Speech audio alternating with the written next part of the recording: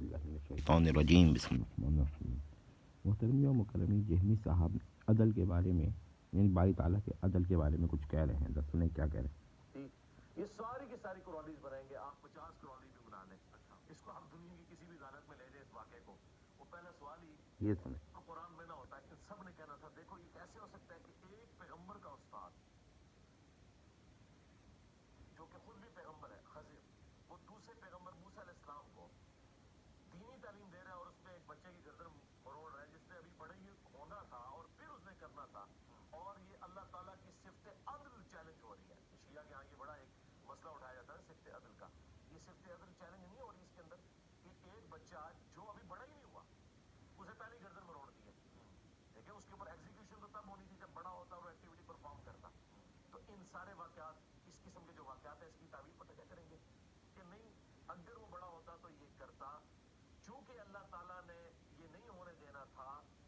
تو اللہ تعالیٰ نے اس کے نیک والدین کے پروٹوکول کی وجہ سے اسے نئی اولاد دینی تھی، تو اس کے بچے کو بچپن میں مار دیا، اور وہ جو خضر نے وہ جو ڈیوٹی پوری کی وہ اسرائیل کی پوری کی، وہ اللہ کی ڈیسٹنی میں پہلے ہی اس کی عمر اتنی لکھی ہوئی تھی۔ یہ ساری اچھا جی،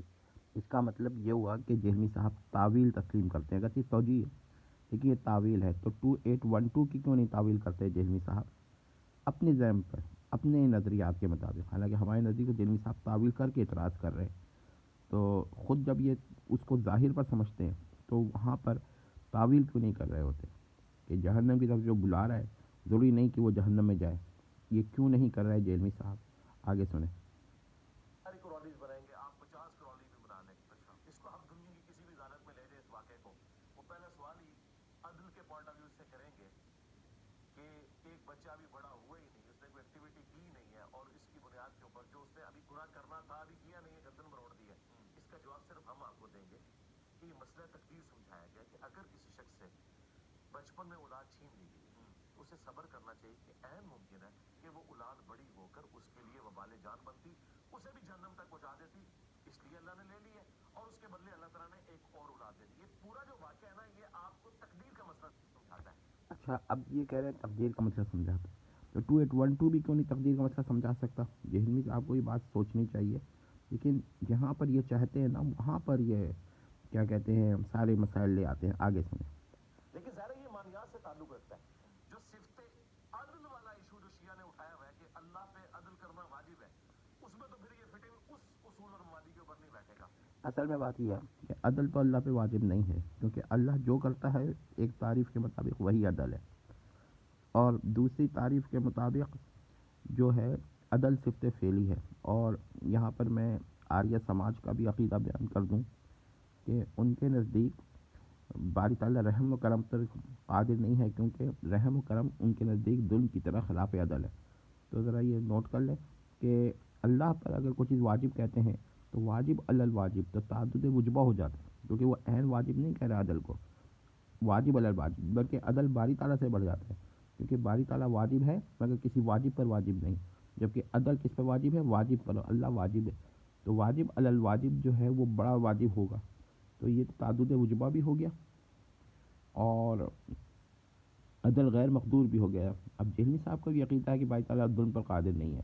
تو جب عدل واجب ہوگا تو باری تعالیٰ کے قدرت سے علیاذ باللہ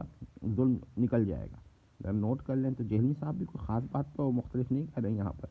ان لوگوں سے، کیونکہ جب آپ یہ معتزلہ کا عقیدہ ہے، اور جب آپ عدل کو واجب کہیں گے تو پھر آپ کو ماننا پڑے گا کہ خلاف عدل پہ باری تعالیٰ قادر نہیں۔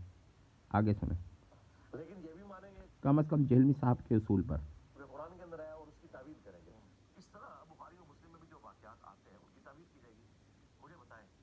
اگر آپ کو انسانی شکل میں آ کے جبرائیل یہ بشارت دے رہا ہے کہ آپ کے ہاں وہ بچہ پیدا ہو رہا ہے جسے ہم جہان والوں کے لیے نشانی بنانے والے ہیں، سیدہ مریم کو دی نا بشارت، اس کے بعد کیا یہ جواز بنتا تھا کہ سیدہ مریم جب پریگننٹ ہوئی ہیں اور بچہ لے کے آئی ہیں، انہوں نے پتہ کیا جملہ بولا ہے؟ کاش میں مر کے مٹی ہو جاتی ہے۔ جواز تو بنتا تھا، تبھی انہوں نے کہا، کیونکہ بلا جواز تو وہ کہہ نہیں سکتے۔ بہرحال میں آپ سے ایک بات یہ کہہ رہا ہوں کہ جب جہمی صاحب بخاری اور مسلم کی تعویل کر سکتے ہیں تو 2812 کی تعویل کیوں نہیں کرتے؟ اگرچہ ہمارے نزدیک تو جہمی صاحب تعویل کر کے اعتراض کر رہے ہیں یا لوازم سے اعتراض کر رہے ہیں، جو کہ ان کے ضامن ہیں، حقیقت میں لازم بھی نہیں ہے، لوازم بھی نہیں ہے۔